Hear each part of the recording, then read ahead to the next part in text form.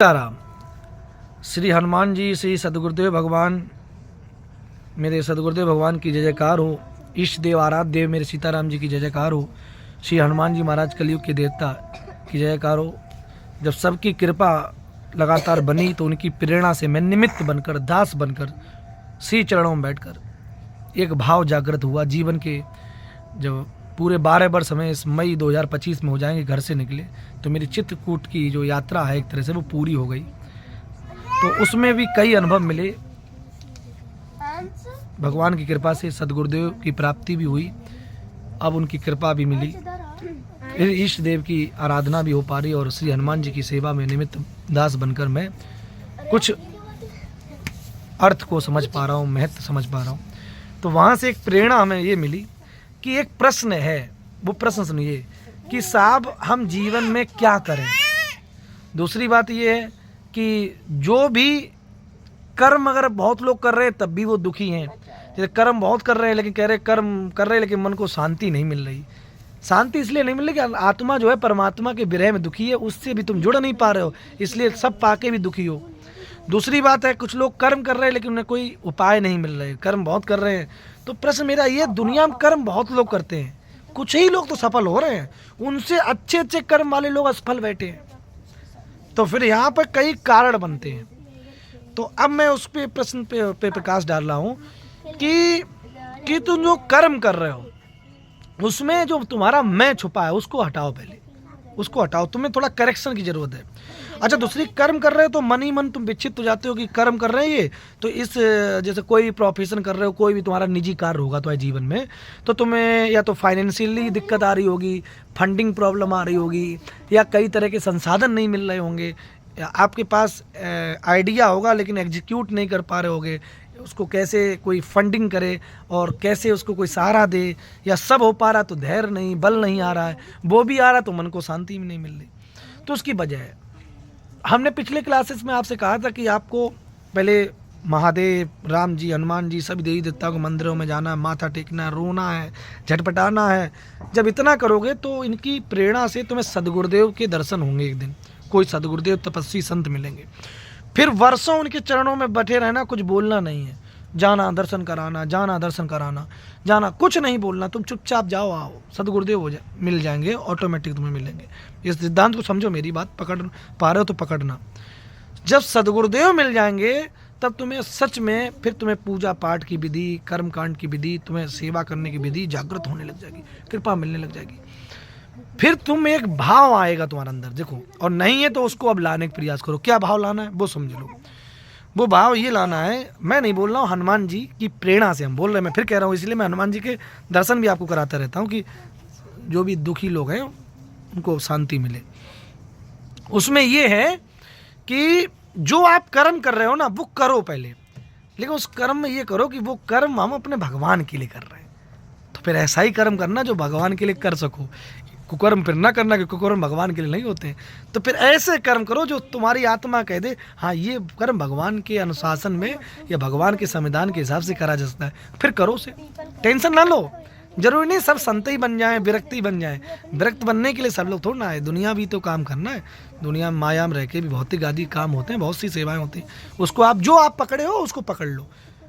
अब आप ये करो, भूल जाओ कैसे ये होगा, कैसे नहीं होगा, कैसे संसाधन आएंगे, सब भूल जाओ। आप निमित्त बन जाओ और उस कर्म को करते समय, विचार करते समय, उसकी मेहनत करते समय, उसकी योजना बनाते समय, उस पर अथाह मेहनत करते समय आप ये कहो हम ये कर्म थोड़ा कर रहे हैं, हम अपने भगवान की सेवा इस रूप में कर रहे हैं।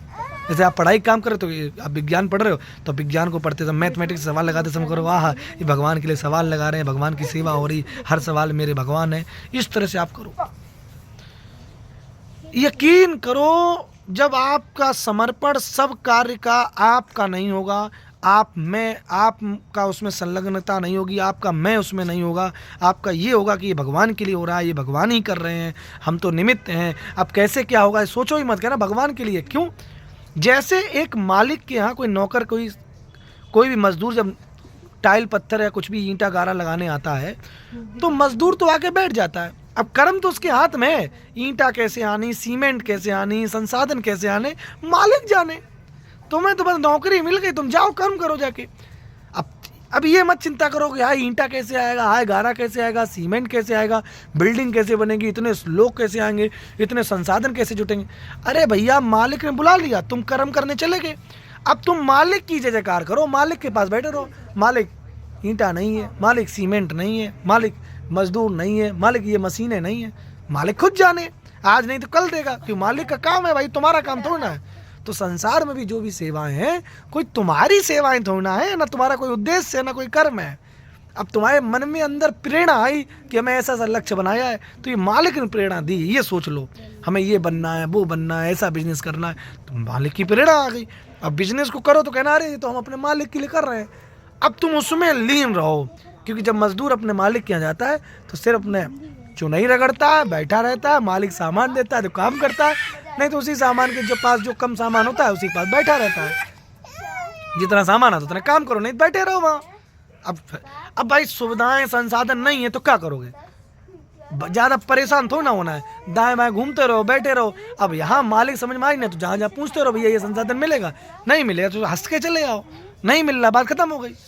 मालिक अभी दे ही नहीं रहा, काम रुकवाए हैं, तो फिर मालिक के प्रति श्रद्धा भाव पैदा करो, खुश कर दो। हो सकता है मालिक तुम्हें लेके चिंता में हो, व्यतीत हो, कोई तुम्हारे कर्म सही ना हो या तुम्हारी टैलेंट में उस मालिक को कमी लग रही हो, तो मालिक कह रहा हो इससे साले से जुड़वाएंगे अगर ये सिस्टम तो ऐसा ना हो बिल्डिंग गिर जाए, तो मालिक कह रहा है बेटा ट्रेंड हो जाओ। ये भी तो हो सकता है, ट्रेंड होने के बाद फिर मालिक तुम्हारे ऊपर इन्वेस्टमेंट कर देगा कि अब तुम हो गए इंजीनियर भाई, बन गए, अब तुम करो काम।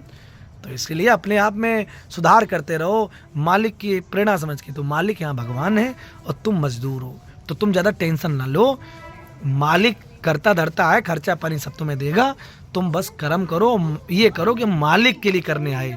मजदूर किसी बहुतों लोगों के यहाँ अलग अलग कर्म करता है, तो किसी ने मकान बनाया तो अपने थोड़ा ना मकान बनाता है, हजारों आदमी लेबर मकान बनाते हैं, अलग अलग मालिकों को मकान बना के चले जाते हैं।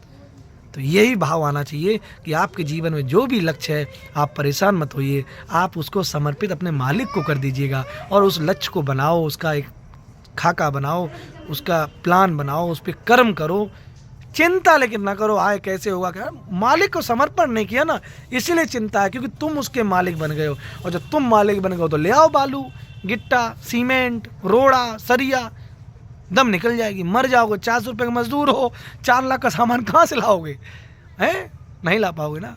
तो चुपचाप मालिक के अंडर रहो, प्लान करते रहो, कर्म करते रहो और हंसते रहो, क्योंकि ना तुम कुछ लेके आए थे ना कुछ लेके जाओगे। इसका मतलब ये नहीं हाथ पे हाथ धरे बैठे रहो, कर्म करो, लेकिन कर्म में भी ये रखो कि तुम नहीं कर रहे हो, मैं तो निमित्त हूँ, मैं तो अपने राघव का कर्म श्री हनुमान जी के समक्ष कर रहा हूँ। और यकीन मानिए मेरे जीवन में भी ऐसे मिरेकल्स हो रहे हैं, उस अनुभव के आधार पर मैं बोल रहा हूँ। जितना जितना मुझे अनुभव हो रहा है मैं उतना बोलता चला जा रहा हूँ कि आगे का नहीं बोल पाऊँ, और फिर मैं नहीं बोल रहा हूँ, ये तो मालिक सामने बैठे हैं, प्रेरणा दे रहे हैं कि बोल दो। क्योंकि बहुत लोग मेहनत करते हैं, क्या सब सफल हो गए? जो लोग सफल हो गए ना, उनसे भी ज़्यादा टैलेंटेड लोग पड़े हुए हैं। आप कभी मिलने तो जाओ, आप 10 सफल लोगों के इंटरव्यू पॉडकास्ट सुनते हो, लेकिन 10,000 लोग बस स्टैंड पे बैठे होते हैं संघर्ष वाले, और रियली जब आप उनसे बात करोगे ना, इतने इंटेलेक्चुअल होते हैं बता नहीं सकते। आप कभी समाज में घूमो तो मालिक कृपा से 12 वर्ष घूमे हैं, सैकड़ों लोगों से मिले हैं, क्योंकि हमारा सिर्फ घर में ही नहीं रहे हैं कि दुकान पे चले गए हो, घर में आ गए, खाना खाया, फिर सो गए हो। हम तो 12 वर्ष बाहर रहे, हजारों लोगों से मिल लिए यात्रा में, बाहर ही बने रहे 12 वर्ष से। तो न जाने कितने चरित्र मिले एक से एक। तब समझ में आया कि टैलेंट भी मार्केट में भटक रहा है। क्यों? उसके अंदर मैं बहुत था। अब ये ना कह देना कि जिनके अंदर मैं था लेकिन वो भी सफल हो गए, तो वो प्रारब्ध की भी खेती होती है, और जो प्रारब्ध की खेती उसकी इतनी अच्छी थी कि मालिक ने कहा कि तुम हमें भजो ना भजो, लेकिन पहले तुम्हें पिछला वाला सुख तो देंगे। हमने कहा नहीं, एक पिछली वीडियो हमने बनाई थी प्रारब्ध के ऊपर, वो सुन लेना, क्या कहानी समझ में आ जाएगा कि प्रारब्ध की अगर खेती सुख वाली है तो पहले सुख मिलेगा, चाहे कितने तुमको कर्मी हो, लेकिन जैसे ही सुख वाली खत्म हो जाएगी फिर गिर जाओगे, धराशायी हुई हो जाओगे। तो ये ध्यान रखना। इसलिए निष्कर्ष ये निकला कि आप कर्म करिए, उस कर्म का मालिक अपने भगवान को बना दो, एक बार बना दो, बना के देखो तो सही, और तुम मजदूर बन जाओ, तुम्हारी डोरी वह पकड़ लेंगे। यकीन मानना, त्रिलोकी का स्वामी है, सारी सत्ताएं इसी के हैं। जिनको सत्ताधीश समझते हो, जो बड़ी बड़ी इंडिवर और फॉर्चुनर गाड़ी में घूमते हैं, 10 लोगों को तुम जब भी मिल लेना, 10 लोगों से एक कोई भले अधर्मी हो बात अलग है, 9 लोग श्री भगवान के सामने, सदगुरुदेव के सामने दंडवत प्रणाम करते हैं। तुम्हारे पास तजुर्बा नहीं, इसका मतलब बड़ी बड़ी जो गाड़ियों में घूमते हैं, हजारों करोड़ के जो मालिक हो गए हैं, ऐसे 10 लोग तुम ढूंढना, भारत के अंदर की बात कर रहा हूँ। यकीन करिए 9 लोग आध्यात्मिक हैं, भगवत चिंतन वाले हैं, सारा काम भगवान को समर्पित करते हुए करते हैं। इतनी, और सबके जीवन सदगुरुदेव हैं, सदगुरु की आज्ञा लेते हैं, उनसे विचार विमर्श करते हैं, तब आगे बढ़ते हैं। लेकिन तुम लोग ये सब बातें मानते ही नहीं हो, फिर कष्ट में घूमते रहते हो। इससे हमें भी तकलीफ होती है। हमें मतलब हनुमान जी को तकलीफ होती है, हमें क्या तकलीफ होगी? हमें कोई तकलीफ विषय नहीं है। हम तो ये सोच रहे हैं कि हमारे जीव से राम जी का नाम अगर जीवन भर चलता रहा तो ये तो हमारी सफलता है। इस पे तो हमें अभिमान भी है, घमंड भी है, उसमें कोई नहीं है। ठाकुर जी का जो नाम जपे, उस नाम का तो घमंड भी होना चाहिए, रुतबा। हाँ, टाल ठोके कि राम जी का नाम जप रहे हैं, कतई शर्माना नहीं है। लेकिन ये नाम सदगुरुदेव के मिलने से और हनुमान जी की जब कृपा हो जाती है, तब नाम जाप व्यक्त कर पाता है। ठीक है, तो सीताराम। कुछ बात पकड़ेंगे आप जरूर, हर आदमी नहीं पकड़े, लेकिन कुछ लोग जरूर इस बात को पकड़ पाएंगे कि मैं क्या कहना चाह रहा हूँ। उस तत्व को जिस दिन पकड़ लिया, आप भी आनंद में जिएंगे। कुछ भी ना रहा, लेकिन सब कुछ है, इसी भाव से जिएंगे। सीताराम।